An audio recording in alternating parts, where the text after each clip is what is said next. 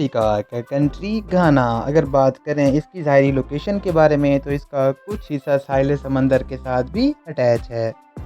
अगर बात करें इनके उन ममालिक के बारे में जो कि इनके बॉर्डर के साथ अटैच हैं तो उसके अंदर सबसे पहले कोट डी लिवोरी आता है, बर्किना फासो और कंट्री टोगो आती है।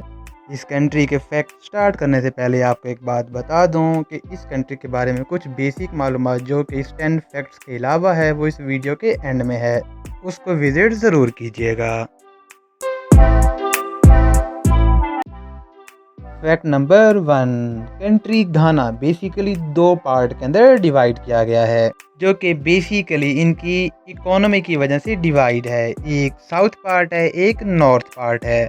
वो लोग जो अमीर होते हैं या फिर जो पहले से अमीर हैं वो यहाँ पे साउथ पार्ट में रहते हैं, और जो गरीब हैं जिनकी इकोनॉमी यानी जिनकी इनकम बहुत ज़्यादा कम है वो नॉर्थ पार्ट पे रहते हैं। In other word south part ज़्यादा रिच है नॉर्थ पार्ट से। फैक्ट नंबर 2, बेसिकली चंद सालों से ही इस कंट्री को घाना के नाम से जाना जाता है क्योंकि 1957 से पहले इस कंट्री को गोल्ड कोस्ट सोने के शहर के नाम से जाना जाता था क्योंकि यहाँ पे सोना बहुत ही ज़्यादा मिलता था जो कि इनके रिवर कोबरा और वोल्टा के अंदर बहुत ज़्यादा पाया जाता था।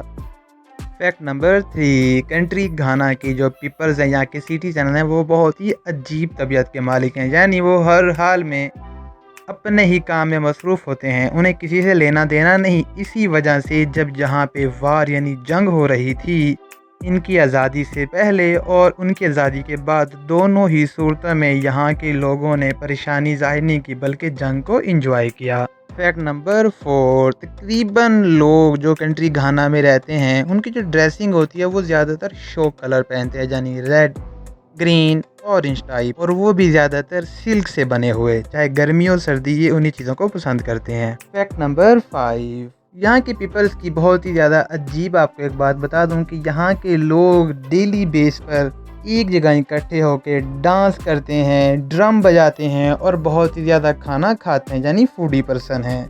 और ये तकरीबन डेली बेस पे होता है और यहाँ पे घर के तकरीबन तमाम अफराद शमूलियत लेते हैं। फैक्ट नंबर 6, अगर बात करें एजुकेशन के लिहाज से यानी यहाँ पे कितने लोग पढ़े हुए हैं तो तकरीबन यहाँ पे लोग एजुकेशन के लिहाज से काफ़ी बेहतर हैं। तो एक सर्वे के मुताबिक 67 या फिर 70% के करीब लोग यहाँ पे एजुकेटेड हैं।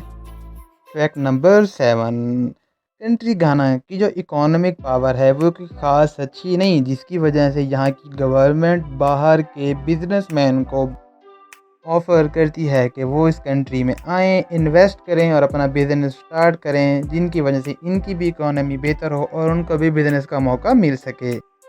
फैक्ट नंबर 8, अगर बात करें कि ये ज़्यादातर क्या काम करते हैं यानी इनकी जॉब क्या होती है, तो तकरीबन 90% अगर आप यहाँ के अवाम को देखेंगे तो वो खेती बाड़ी करते हुए नज़र आएंगे। यानी यहाँ के लोग ज़्यादातर एग्रीकल्चर के अंदर ध्यान देते हैं और उसी से अपना घर का खर्च चलाते हैं। फैक्ट नंबर 9, कंट्री घाना की जो पॉपुलेशन है वो बहुत ही ज़्यादा है, यानी इनके रकबे के लिहाज से इनकी पॉपुलेशन काफ़ी ज़्यादा तजावुज़ कर गई है, जिसकी वजह से यहाँ पे गुर्बत यानी बेरोज़गारी बहुत ही ज़्यादा है और लोग तकरीबन चाहे वो पढ़े लिखे हों या फिर ना पढ़े लिखे हों यहाँ पे खेती बाड़ी ज़्यादा कर लेते हैं। फैक्ट नंबर 10, कंट्री घाना में जो सबसे ज़्यादा मेन इनकी जो प्रोडक्शन है वो है कोको, यानी जो सबसे ज़्यादा इन्हें कैश देती है और बाहर ये भेज सकते हैं तो वो इनकी फील्ड कोको है। बेसिक अगर बात करें कोको क्या है तो ये तकरीबन एक बीज होते हैं जिनसे बाद में मीठी चीज़ें बनाई जाती हैं और बाज़ औक़ात इनसे चॉकलेट्स भी बनाई जाती हैं।